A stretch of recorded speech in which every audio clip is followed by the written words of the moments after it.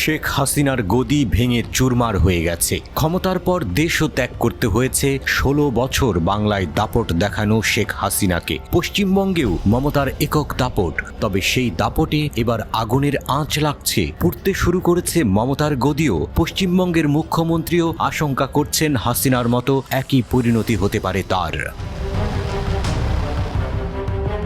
চিকিৎসককে ধর্ষণ ও হত্যার জেরে বিক্ষোভে উত্তাল হয়ে পড়েছে পশ্চিমবঙ্গ। সেই প্রতিবাদের ঢেউ আছড়ে পড়ছে গোটা ভারতে। সহকর্মীর সঙ্গে হওয়া এই নৃশংস ঘটনার প্রতিবাদে মাঠে নেমেছেন চিকিৎসকেরাও। তারা দিয়েছেন ধর্মঘটের ডাক। এর মধ্যেই পশ্চিমবঙ্গের প্রধান বিরোধী দল বিজেপি রাজ্যটির মুখ্যমন্ত্রী মমতা ব্যানার্জির পদত্যাগ দাবিতে এক দফা দিয়েছেন।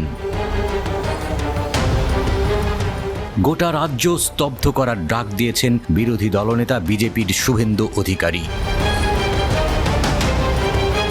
পাল্টা কটাক্ষ করে মুখ্যমন্ত্রী মমতার মন্তব্য, আমাদের বাংলায় ধর্মঘট হয় না, কারণ আমাদের ধর্মঘট বন্ধ করা আছে। যে ধর্মঘটে অংশ নেবে সে নিজেরটা নিজে বুঝে নেবে, কিন্তু আমি সবাইকে আবেদন করব সব খোলা রাখতে। বাংলাকে অচল করে দেওয়ার পরিকল্পনা করে সন্ত্রাস করার একটা পরিকল্পনা চলছে বাম আর রামের।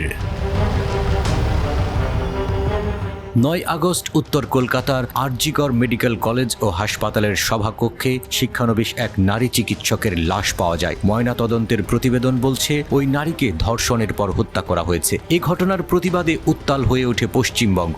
ঘটনায় জড়িত সন্দেহে সঞ্জয় রায় নামের এক কলকাতা পুলিশের সিভিল ভলান্টিয়ারকে গ্রেপ্তার করা হয়েছে। আদালতের নির্দেশে তদন্তের ভার দেওয়া হয়েছে কেন্দ্রীয় সংস্থা সিবিআইকে। শিক্ষানবিশ নারী চিকিৎসককে ধর্ষণের পর হত্যার প্রতিবাদে 7 দিন কলকাতা সহ রাজ্য জুড়ে চিকিৎসকদের আন্দোলন চলছে। প্রকৃত অপরাধীদের প্রকাশ্যে এনে শাস্তি দেওয়ার দাবি উঠেছে। এই আন্দোলনে যোগ দিয়েছেন সাধারণ মানুষও।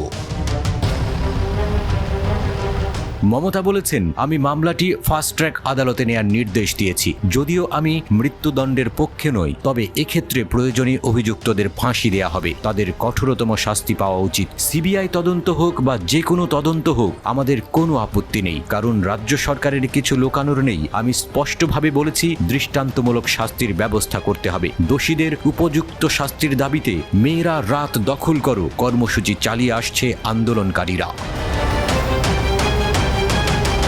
ভারতের স্বাধীনতা দিবসের রাতে বিচারের দাবিতে মাঠে নামা আন্দোলনকারীদের পিটিয়েছে অজ্ঞাত কিছু হামলাকারী। এতে প্রতিবাদ জানিয়েছেন লোকসভার বিরোধী দলীয় নেতা এবং কংগ্রেস সদস্য রাহুল গান্ধী। তিনি প্রশ্ন তুলেছেন, এমন ঘটনা চলতে থাকলে কোন ভরসায় অভিভাবকেরা মেয়েদের বাইরে পাঠাবেন? সামাজিক মাধ্যম এক্সে নিজের অ্যাকাউন্টে রাহুল লিখেছেন, হাথরস থেকে উন্নাও, কাঠুয়া থেকে কলকাতা নারী নির্যাতনের ঘটনা বেড়ে চলেছে। প্রত্যেকটি রাজনৈতিক দল ও সমাজের প্রতিটি স্তরের মানুষের এই বিষয়ে গুরুত্ব সহকারে আলোচনা করা দরকার। রাহুল প্রশ্ন তুলেছেন, নির্ভয়া কাণ্ডের পর যে কড়া আইন তৈরি হয়েছিল, সেই আইনও কেন এই ধরনের অপরাধ রুখতে ব্যর্থ হচ্ছে? নিহত তরুণীর ন্যায় বিচারের দাবিতে সরব হয়েছেন প্রিয়াঙ্কা গান্ধীও, তবে তিনি রাজ্যের শাসক দল তৃণমূলের দিকে কোনো অভিযোগ তোলেননি।